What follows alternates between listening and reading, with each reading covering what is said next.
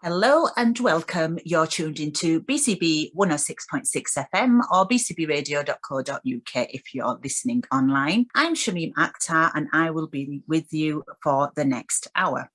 On today's show, I am joined by a highly esteemed panel of guests, and we have come together to speak about the 16 days of activism against gender-based violence. These 16 days take place annually from 25th of November to 10th of December. And this is an international campaign that aims to raise awareness of and prevent violence against women and girls. And of course, we are discussing a very sensitive subject today. And so we will be handing out some helpline numbers throughout the show for extra support. So without further ado, let me introduce my guests. First, we have Ravinder Nijjar, and Ravinder is the chair of Religions for Peace UK Women of Faith Network, a former member of the International Women's Coordinating Committee for the Global Women of Faith Network, and is also vice chair of Religions for Peace UK. Next, we have Simon Phillips, and Simon is an ambassador for the White Ribbon campaign, which aims to mobilise men and boys to stand up against violence against women and girls. He's also a member of the Switch On to Women's Safety Project Group in Leeds, and Simon is a community engagement officer for the Leeds Jewish Housing Association and director of interfaith for the Leeds Jewish Representative Council. Also on today's show, we have Abda Khan. Now, Abda is no stranger to BCB, and she is a lawyer turned writer and author of Stained and Razia. Abda runs creative writing courses and undertakes creative projects. In 2019, she delivered writing workshops to survivors of domestic violence and female ex-prisoners. Abda is a Desi Blitz Arts Ambassador and won British Muslim Woman of the Year in 2019. Last but certainly not least, joining me is Reverend Jenny Ramsden. Jenny is Interfaith Advisor for the Bishop of Leeds. She delivers training for ministry in multi-faith contexts to clergy and lay leaders across the diocese and is actively engaged in building positive interfaith relationships. Alongside this role, Jenny has recently started working as a women's project coordinator for the Religions for Peace UK Women of Faith Network, with a particular focus on challenging gender-based violence. So it's so lovely to have you all here. And I have to say, my introductions haven't really done you justice because you do so much amazing work, but we'll talk about that throughout the show. But first, what I want to do is come to you, Jenny, and if you can explain in a little more detail about these 16 days of activism. Yeah, sure. So the 16 days of activism against gender-based violence, as you said, always begin on the 25th of November, which is actually the International Day for the Elimination of Violence against Women.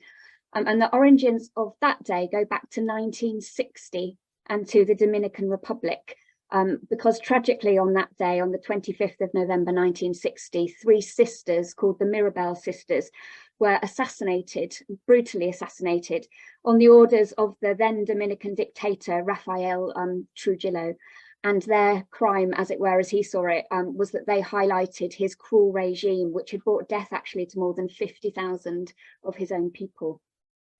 So nearly 40 years later, in 1999, a representative from that country, from the Dominican Republic, brought a resolution to the General Assembly of the United Nations that the 25th of November, that date when they were murdered, should be known as the International Day for the Elimination of Violence against Women. And the UN adopted that resolution. And so now this date marks the beginning of 16 days of activism. And these are days really which provide individuals, but also groups, a chance to call attention to the urgent need to end violence against women and girls and to mobilise and kind of act together to challenge this. And so I think it's really moving, really, that what began as a protest by just 3 courageous women against a vicious dictator has become a justice call for women around the globe that takes place, as you said, every year now from the 25th of November until the 10th of December, which is International Human Rights Day. So such important work going on throughout the globe, as you've said, Jenny. I'm going to come to you, Ravinder. If you could tell us about the Religions for Peace UK Women of Faith Network that you're part of, a little bit about your role and some of the previous projects that you've done. Hello, everyone. Religions for Peace is an international organization which brings together faith-based and interfaith-based organizations as a building block to work together for peace, but also looking at different issues where they can work together with social action. And the network, the Women's Network, brings together women-based organizations throughout the UK, but we also have a global Women of Faith network as well in all the different continents. Previous projects that we are having look at now is, as everyone knows, the environment is a very, very hot topic. So how women of faith can work together to protect the earth, because Mother Earth is the one that gives us all our nourishment, our place to live for the whole of creation. So that we think is very important, a strategic sort of project for us. And the other project that which we will be talking about is having a look at how we can empower women and promote dialogue between women of faith and women who have belief and no belief as well, because women are women, how we can all work together for a more just, harmonious and peaceful society. And one of the projects we're going to be talking about is looking at the dignity of women, because there seems to be some sort of misconceptions that women of faith, religious women, can have violence perpetrated against them because it says so in the scriptures. But, you know, knowledge is power. If women don't have that knowledge as to what their scriptures say, then they can't challenge those misconceptions. So this is something that we will be taking forward throughout the year, but also specifically in the 16 days of activism. So give us some examples of how you're aiming to challenge this and challenge gender-based violence with this particular project. What will you be doing? Well, we have an exhibition which is called The Dignity of Women, Scriptural Reflections, which looks at the verses from the 9 world religions, what the scriptures say on the honor and status of women. So we have an event during Interfaith Week, which Jenny will be talking about on the 15th of November at the Blackley Centre, where people will be able to view the exhibition, look at the scriptures, try and see, you know, what are the commonalities, what are the differences, have dialogue with each other. And as I said before, knowledge is power. Now, in the olden days, it was only men who were able to read and write. And therefore, whatever was written in the scriptures was interpreted by men and then passed on to the women and their families as well. But now that, you know, most women can read and write, we want to overcome these attitudes that are held by, you know, throughout the centuries, that, you know, women are second-class citizens, that, you know, they shouldn't be allowed to do certain things, and it's okay to perpetrate violence against them. So in this way, we want to challenge that, because we want to have a look at what the founders of these religions said.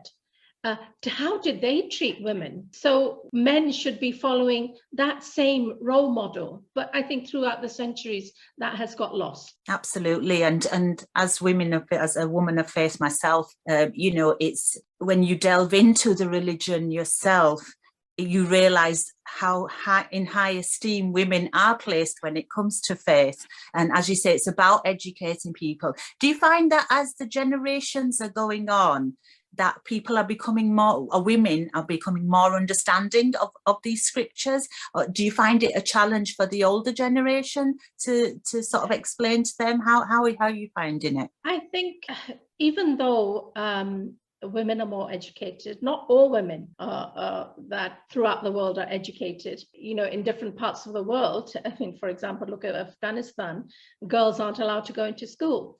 So we have to be the voice of the voiceless.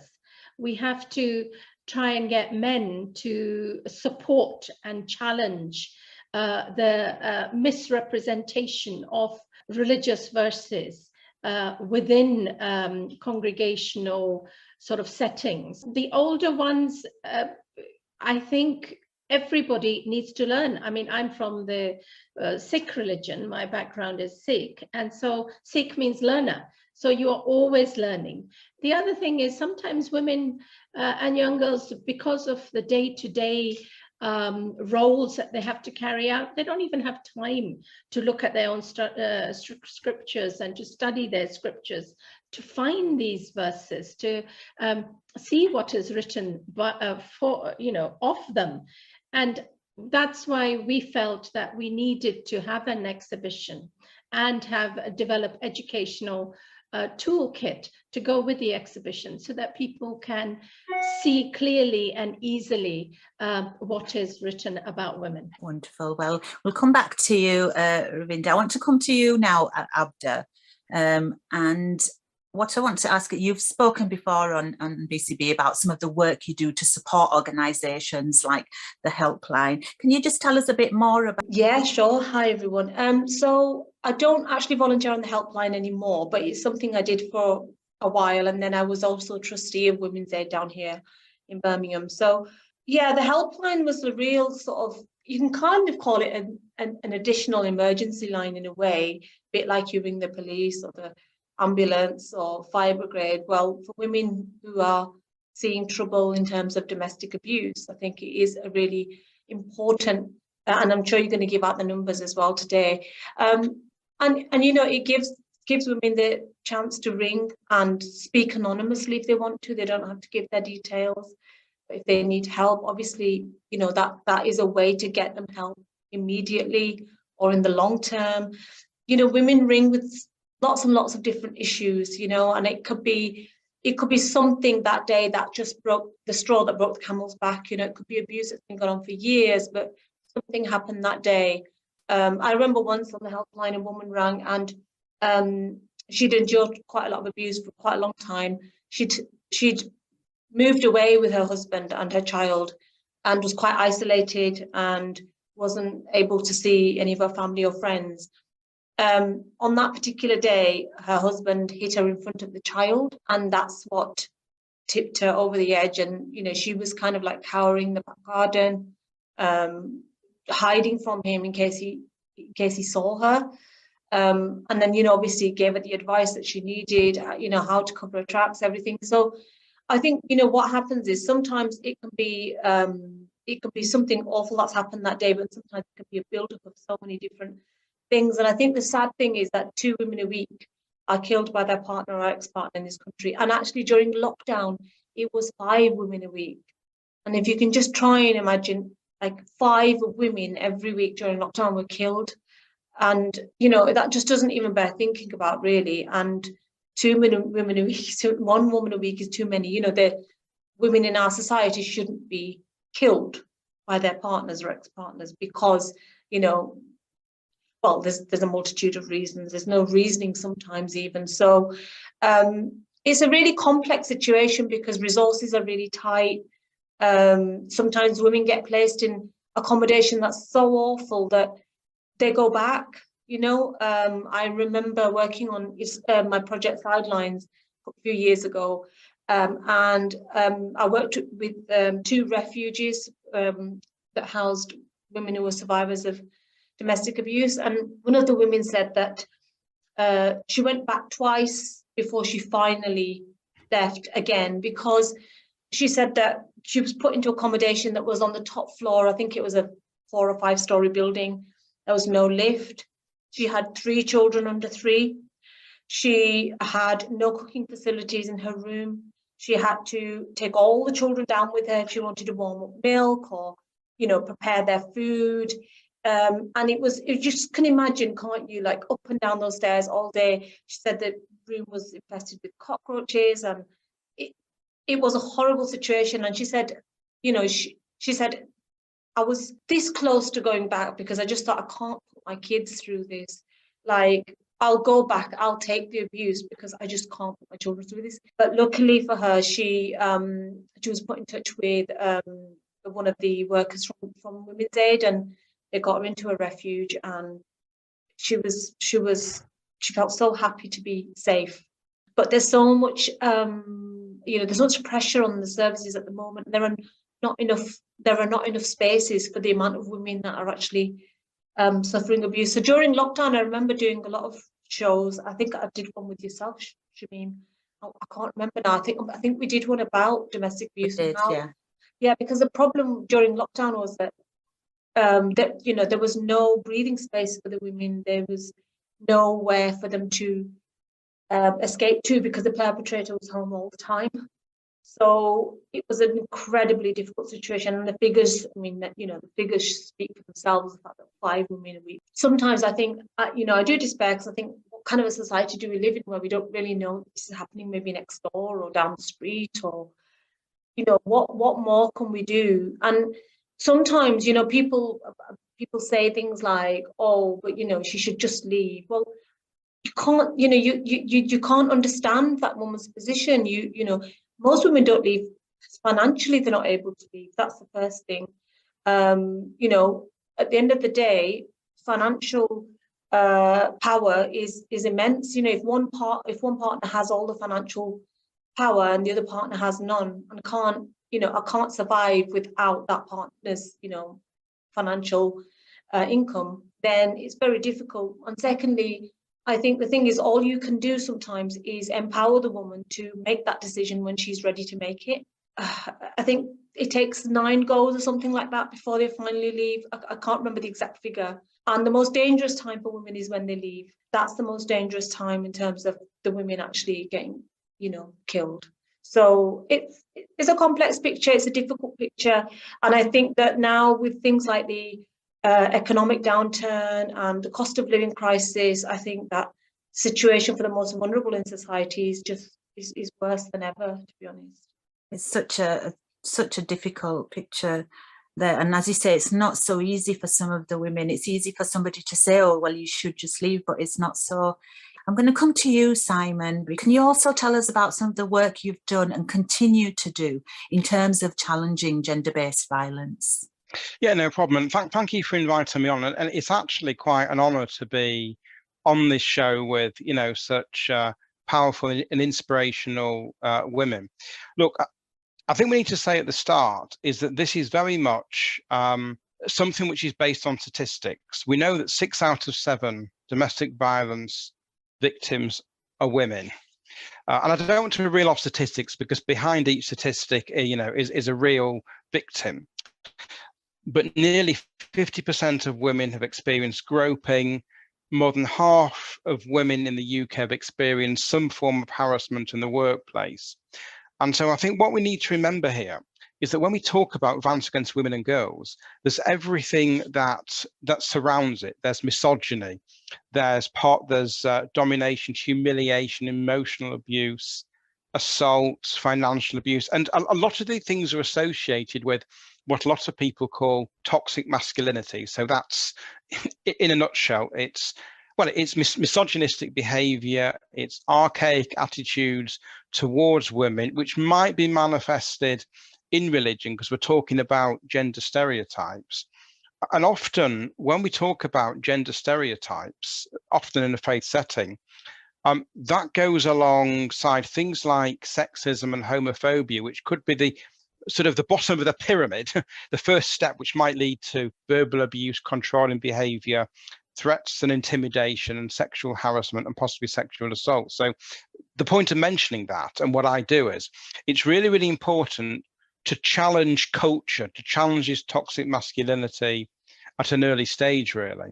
So in case people aren't aware, the White Ribbon Campaign is something which has its origins in Canada in 1991, when a male student called Mark Lepine attacked and murdered some female students, and his motivation was a hatred of women.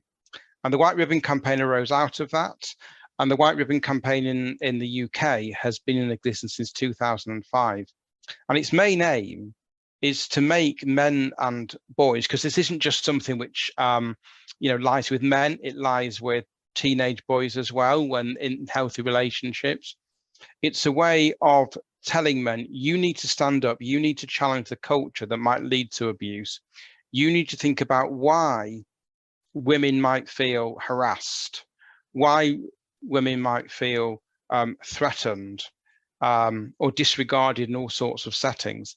So the type of work that I do is I talk to groups of young men, mostly in the Jewish community, but also in some other faith communities as well.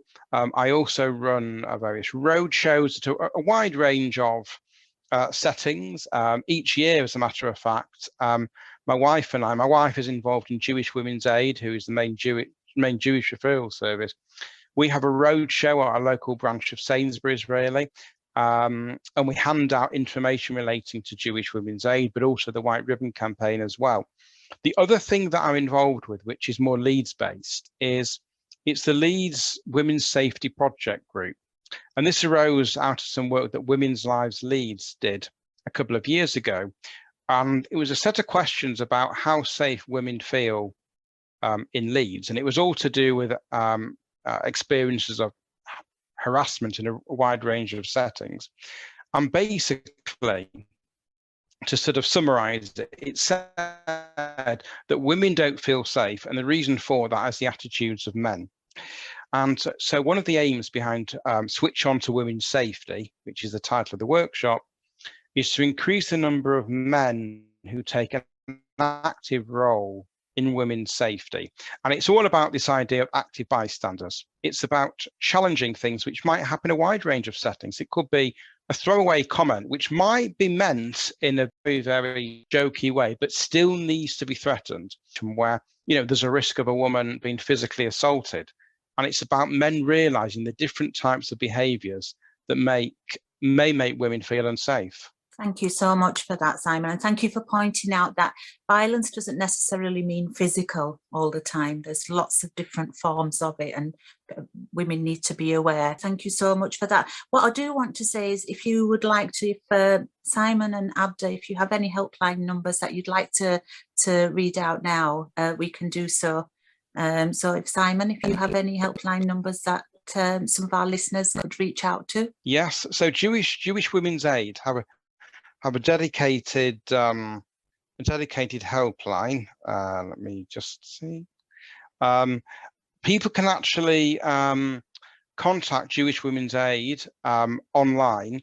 The way that the helpline is set up is that you can quickly come off the website if you don't want to be seen.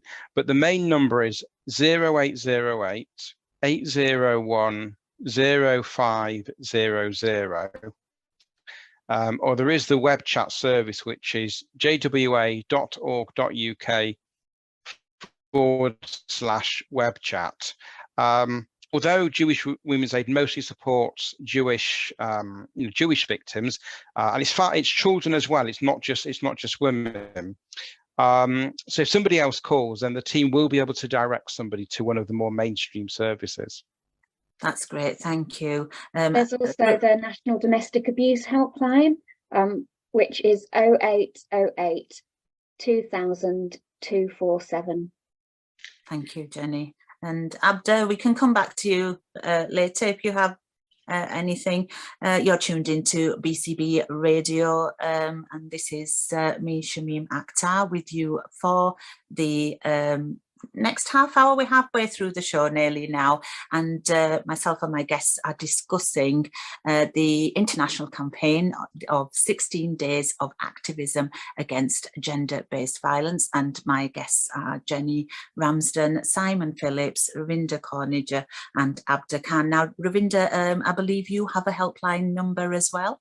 Yes, I do. It's the Seek helpline, and the phone number is 07 999 004 363. And you can go on the website www.silkhelpline.com. Thank you very much for that. Now, Jenny, I'd like to come to you and ask you about the importance of faith communities standing together, coming together, to stand together to challenge gender-based violence. Yeah, sure. So as we've heard, violence against women is sadly something that impacts every single faith community. I grew up witnessing domestic abuse, and so I know firsthand that it's something that really does impact people of all faiths, cuts across faith, culture, class. You know, it impacts women from every faith, every culture, and of every class. And so I think there's just such power in people from different faiths coming together to acknowledge that, and to say that it's something that we want to challenge together. We're all people of faith on this call now, and I think there's a power in us coming together to say this is something that's impacting all our communities and we really want to challenge it together. I think this is really important, it actually also hopefully prevents the finger being pointed at any one particular faith community or communities. I can honestly see that for some faith communities who are perhaps more vulnerable in the UK, that it can be seen to be a risk perhaps to come out and say that violence against women is an issue in their community, because I can see that there must be a fear that that could be used as further ammunition against you and your community, if you like. So I think if we can come together as allies to each other and say, this is not just an issue for your community or your community, it's something that impacts my community and all of us, that then kind of empowers us to speak out and challenge it together. Yeah, so there's just such power in coming together to challenge it, I think. And Jenny, what responsibility do you think community leaders have in raising this awareness? Yeah, I think they have a huge responsibility in being the ones to acknowledge that it is something that happens in their faith community, and speaking out. There are various ways in which they can do that. One of the projects that our UK Women of Faith Network are doing over the 16 days is contacting male allies like Simon, and they will be community leaders and faith leaders, and we are asking them to produce short video clips from their own faith perspective, using their own religious scriptures, saying why violence against women is just not acceptable. And we are going to release those during the 16 days. And we hope that not only will those show that male faith leaders and community leaders are prepared to speak out against gender-based violence, we hope that it then empowers other men to do the same. And Ravinder, this project, is it going to lead on to more projects? What is it sustainable? What's the future for it? Yes, I think it will. It is sustainable. We've already done a couple of pilot sessions, and we found that women have been very, very interested to know what it says in their own scriptures and in other world scriptures as well. And they want to find out more by themselves. So that will continue themselves. And then we can also, they can also link in with women who are in the academic field and take that further, but also they'd be able to educate their children. And I think, you know, all these attitudes which men and boys have towards women are learned attitudes, and they can be unlearned. And this is what we should also call for, is within the education system, we should have parts of the curriculum which challenges these kinds of learned perceptions and learned misconceptions of attitudes toward women. I mean, for example, some of the things, you know, people have these myths that violence against women is religiously sanctioned. Well, no, it's not. All religions uphold the sanctity of life, and any abuse of women's rights is criminal and should be treated as such. And if I give you a couple of examples of from the verses from the different religious scriptures, for example, Guru Nanak, the founder of the Sikh faith, he said the Creator pervades in all genders. So why should we belittle women and consider them lowly? And in Islam, in the Quran, it says, I shall not lose sight of the labor of any of you who labors in my way, be it man or woman. Each of you is equal to the other. And I particularly like from the Baha'i scriptures. It says, the world of humanity has two wings. One is women and the other men. Not until both wings are equally developed can the bird fly. Should one wing remain weak, flight is impossible. So these are just a couple of a few of the scriptures, the religious scriptures verses. There is a lot to be learned and a lot to be unlearned from centuries of men telling women what it says in their religion about them. Thank you for giving those beautiful examples, Ravinder. Abda, I want to ask you about the books that you've written. Now, you wrote a book called Stained, which highlights a particular subject. Tell us about what led you to go down that. Tell us about your journey writing that. Yeah, so Stained was really born out of my frustration with the lack of sort of fiction dealing with some of the serious issues that happen within our communities, and they happen in all communities, but obviously my own background, I was kind of focusing on my own community, and that was the concept of so-called, family honor, and the lengths that sometimes, in this particular book, the lengths the character goes to preserve that family honor, and the pressure on women to carry the burden of honor. I think, this concept of honor as a responsibility of the woman isn't in any scripture. It's not in any religion. It's a man-made thing, It's been designated as the woman's role by men. For as long as we can remember, and it exists in all communities to a lesser or a larger degree. The pressure is there on women to behave in a certain way, not to bring the family honor into disrepute, not to act in any way that sullies the family's reputation. So that novel was really to explore that concept and look at it with under like a microscopic lens almost through the eyes of the character, and actually try and help people to understand how difficult it is for a young woman to carry that burden. She ends up making decisions that affect the rest of her life. So really, it was born out of the frustration that I'd come across these problems. A lot of women that I'd come across. Rape. There's a big rape culture in this country. It's a big problem. Rape. The rates of rape are at all-time high. Rates of convictions are at all-time low. It's something like, I can't remember the exact figure, 0.6%, something like that, end up in a conviction. That's just, that it's not even, it's shameful, really. It's really shameful, and a lot of rapes don't even get reported. Again, it's that thing about shame and dishonor, and also that idea that you have to go through that whole process, and most unlikely that you can get a conviction. So why are we allowing rape culture to continue to in this country? What are we doing wrong? Why are more women being raped than last year and the year before?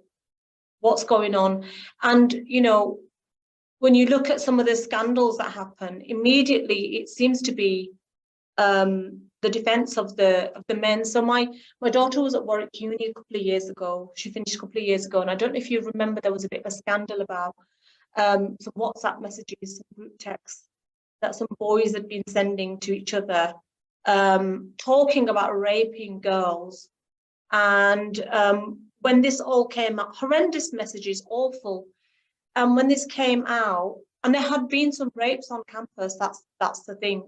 You know, these they were just not funny, these messages. So when this came out, the university immediately protected the boys and said they wouldn't, you know, expel them or whatever, chuck them out of university. And the women, like young women, like including my daughter, were out protesting and saying, you know, how can they not be reprimanded for saying things like this? It's just, you can't joke about raping women and girls. It's not funny. Like, it's, so, you know, it just shows you the kind of culture that exists amongst some, not all, obviously. There are lots of nice, polite young men as well, but the culture that exists amongst some young men and boys as well at school. And I think, you know, Ravinder's right. We need to start early. We need to start when they're young. We need to start changing mindsets. We need to make sure that, you know, we teach them a balanced perspective about respect for each other's space and respect for each other's bodies, and, you know, just generally, you know, how to respect each other, men respecting women, women respecting men. So I think for me, that writing that novel was a way to try and like just highlight those issues, and it had such a profound effect on so many people. I genuinely had letters from so many women who shared their stories. Some even reported their rapes to the police.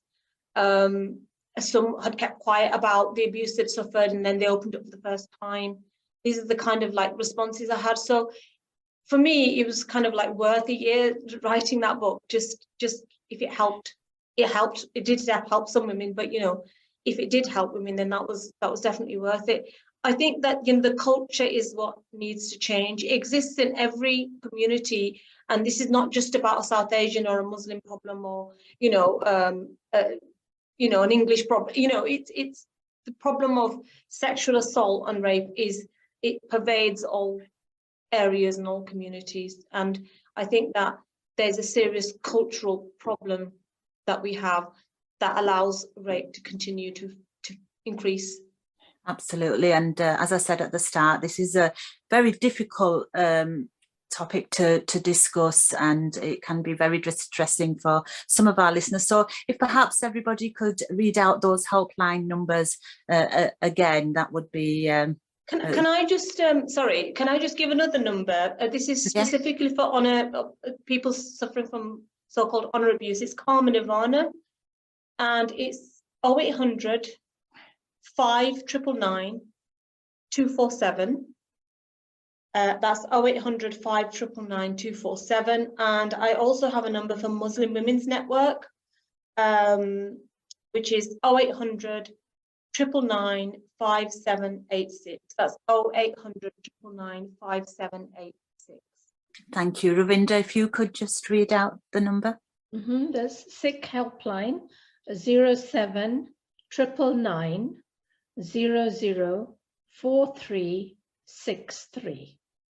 Thank you. And Simon? Yeah, I just want to say that it's really important to stress that whilst the helplines exist, if anybody needs help in an emergency, they should always call the police on 999. But the Jewish Women's Aid Helpline, it's 0808 801 0500. As I said, there's also the web chat, which is jwa.org.uk/web chat. Thank you. Jenny? Yeah, there's the National Domestic Abuse Helpline, which is 0808 2000 247.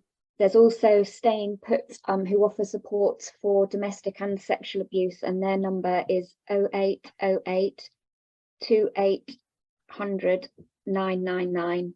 And just to say that they're free and confidential, these helplines, and the call won't show up on itemised bills. Thank you. And as Simon stressed, please do call 999 if you are in immediate danger. Yes, I just wanted to stress, you know, that we do need male allies to help this issue.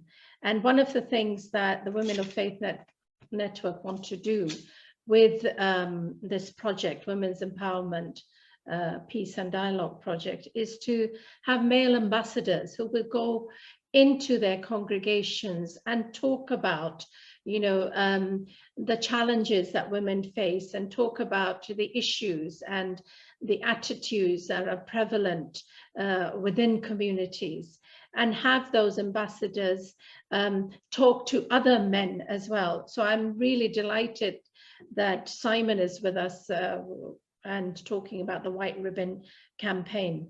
But we need every male, every young person to be talking about this and to be challenging others when they hear it. Absolutely. And if I can come to Simon, as Ravinder said, you are a male ally.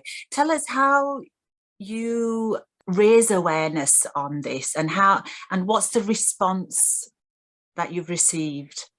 So I would completely agree with what Ravinder says, and I think what's important to say here is this shouldn't just be the obvious religious leaders, the imams, the rabbis, the religious leaders, because people probably expect them to lead on that, and obviously those are credible voices.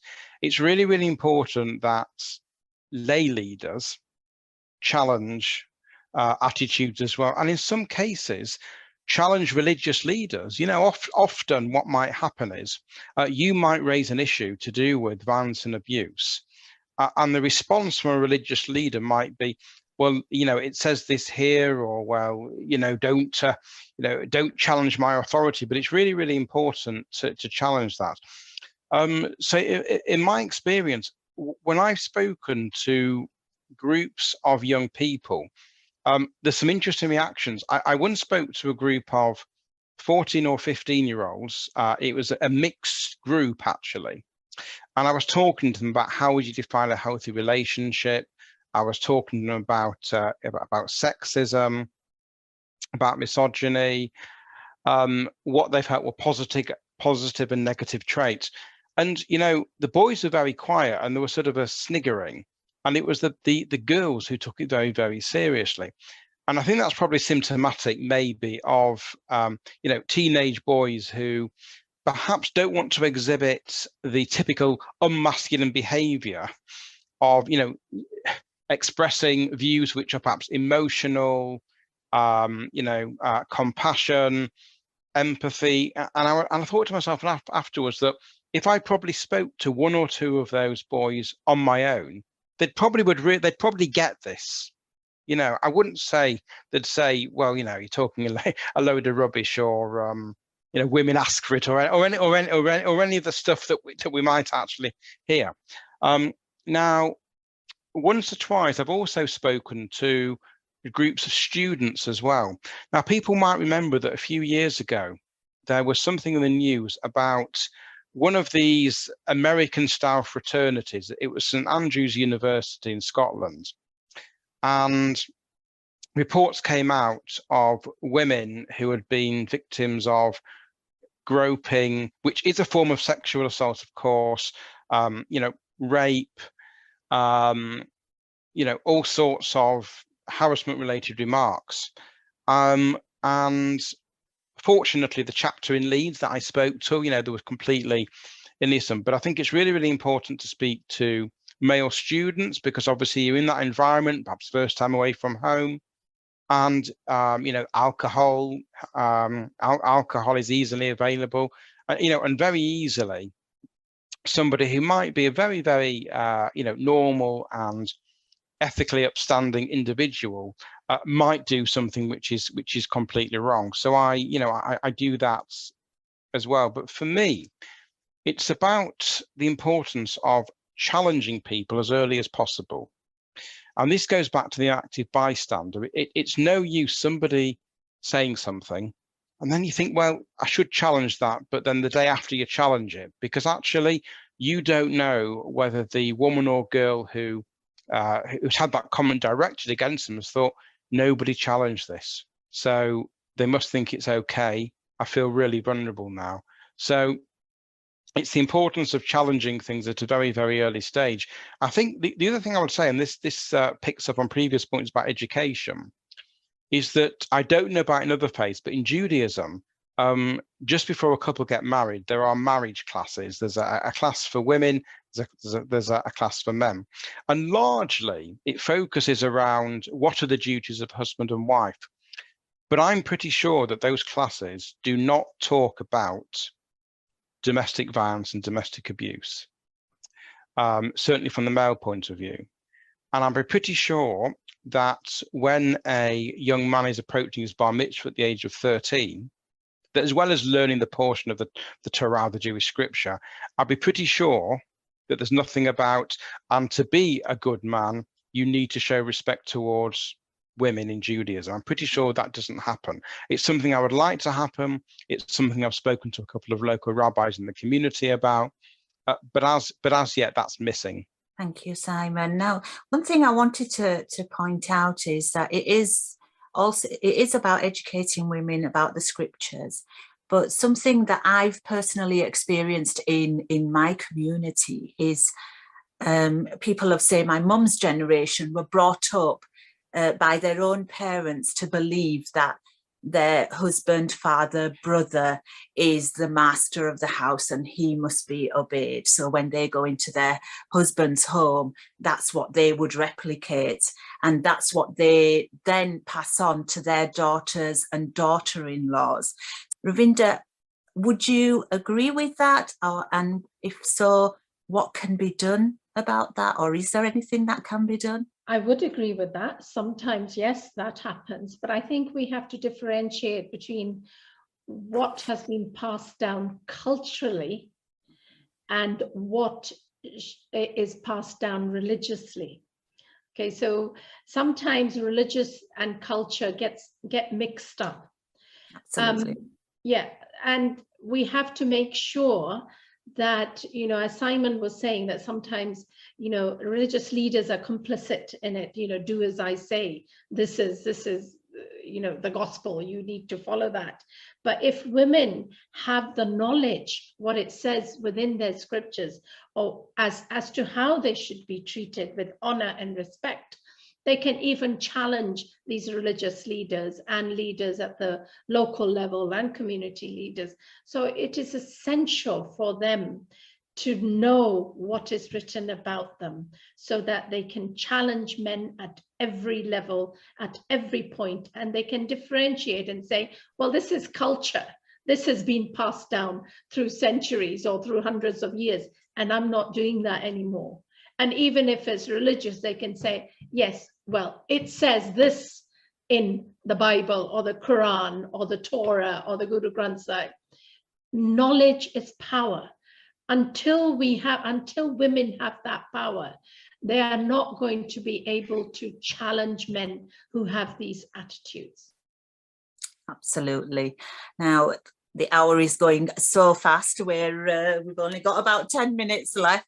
But what I do want to ask, Jenny, if I can start with you, how can we all as individuals and as communities, what do you think are the ways in which we can challenge gender-based violence in practice, or, you know, by raising awareness? What are the things we can do? Because sometimes people can feel, well, this is really too big for me as an individual, but are there little things? What would each of you say to people? So we'll start with you, Jenny. So for me, it is probably quite a personal one, and it is that if you have got a voice and feel like you can use it to speak up, then do so, because not everybody has that voice. So I've sort of mentioned previously that I grew up witnessing domestic abuse. Now, that is not an easy thing for me to say, and I wouldn't have said it publicly at all up until a couple of years ago, probably. So I really genuinely appreciate that for many people, it is a very, very hard thing to say that you have either witnessed or are a survivor of any sort of violence against you. But I think there is power in being able to say that, partly because it highlights that it is happening, like I've said, in all faith communities. And I hope that by speaking about it personally, it means that people would then feel able to speak out themselves if they hear me say it, as maybe as somebody who is a has the privilege of being like a faith leader, if they hear me say it, they might think, all right, well, if I can go to her, I can tell her, or it's okay for me to speak out because she's a survivor, you know, and she's spoken out. Yeah, so I appreciate that is quite a personal example, but I suppose it would be to say that to use your voice if you've got it and if you are able to, because there will be lots of people who don't, who are, for many, many reasons, aren't able to speak out. Thank you, Jenny. Abda, what would you say? Oh God, so much really, and we haven't got enough time. But I think for me, if you've got sons, talk to your sons. I think that's one thing I'd say. I've got the two boys that live with me, 21 and 17, and have regular chats with them about you know, not only how you treat women, but if you are walking along and it's dark and, you know, there's a woman in front of you, cross the road, she might not feel, you know, she might feel a bit anxious or a bit big. Just little things like that. Men don't, or boys or young men don't always really understand or think about these things, because obviously as women, we think about these things all the time, but it won't occur to them a lot of the time. So I think it's about educating. Education kind of starts at home as well, doesn't it? So educating your boys, but also look out for your friends and your neighbours. If you can have a strategy, if you know somebody who's in that position, if you can have like a code word on the phone, like a code message, she needs help, you know, if you can store a getaway bag, if, you know, if she has a plan to try and get away, you know, if you can help somebody who's in that situation, just to be there for them and let them do it in their own time, not pressurize them, but, you know, help them along the way, I think. And so many other things we could do: raise awareness, write about it, speak about it, as Jenny said, you know, every opportunity you get, you know, try and raise a profile and try and get other people to join in and make a difference. Thank you, Abda. Simon? I think as faith leaders and as members of communities, you know, central to our daily lives is, you know, moral and ethical imperatives and the importance of doing good, the importance of looking after your neighbours. I mean, I think about a quote from one of the books of the Torah: "Do not stand idly on the blood of your neighbour," which is basically about third-party reporting, really. So I think, you know, I'd reinforce the fact of, if something doesn't seem right, then call it out. I think the thing that men and boys in communities need to do is listen to the voices, listen to the lived experiences of women and girls. Just don't assume that the way you're behaving is accepting. Listen to people. And for me, it's about raising this, what I still think is an area which is not spoken about as much, not only in faith communities, but generally, really. You know, a lot of people talk about, you know, crime figures and serious crime figures, but people don't often realise the small number of convictions for, you know, for rape, as Abda has mentioned previously. But it's about witnesses coming forward as well to increase, you know, the evidence base as well. So there's just so much we can do. But one thing I did want to say is, I think a really positive step is that the recent change to domestic abuse legislation has enshrined the refusal of the get, which is a Jewish divorce document, as coercive and controlling behaviour. And I think that is a massive, massive step forward. Wonderful. Ravinder? I think from my perspective as the chair of Women of Faith Network, I would want, you know, every place of worship to be talking about the 16 days of activism against gender-based violence. I would encourage, you know, sort of communities to be thinking how they can challenge that, how they can make men more aware that this is wrong, and also have some sort of, I don't know, anonymous book or something that women can say, yes, I'm experiencing it, or this particular phrase or this particular action by men or boys I don't like, And then that can be discussed within a community setting or within place of worships at the congregational level. But as Abda says, everything starts within the family. So, I mean, I've got 2 boys and a girl who are grown up, and yes, I taught them at a very, very young age, as they grew up, how they should be treating, their sister, and how they should be treating their mother and their grandmother, and etc. So it does stem from the family, and that means the father also being educated in the process as well. It's been absolutely amazing to talk to you and hear about the fantastic work that you're all doing and continuing to do. As I said, it is a very tough subject to discuss and to listen to. So I would just like to reiterate the helpline numbers. And as you pointed out, Simon, it is always 999 if you are in danger, but there are also other helplines. So Jenny, if you'd like to start. Yeah. There's the National Domestic Abuse Helpline, which is 0808 2000 247, and then Staying Put, which offers support services for domestic and sexual abuse, and that is 0808 2800 999. Simon. So the JWA, Jewish Women's Aid numbers again, 0808 801 0500, and there's the web chat jwa.org.uk/web chat. Thank you, Ravinder. The Sikh helpline 07 999 004363, or the website www.sikhhelpline.com. Thank you. And last but not least, Abda, please. There's the Muslim Women's Network helpline, which is 0800 999 5786. And there's also Karma Nirvana, which is, bear with me, I seem to have mislaid the number, 0800 5999 247. Thank you very much. Well, that's all we have for today's show. And I just want to say thank you once again for being my guests and for doing the amazing work that you do. Thank you so much, Reverend Jenny Ramsden, Simon Phillips, Ravinder Kaur Nijjar and Abda Khan. Continue to do the wonderful work that you do. So that was a show on the 16 days of activism against gender-based violence. I'm Shamim Akhtar. I shall be back on the airwaves again soon, but for now, goodbye.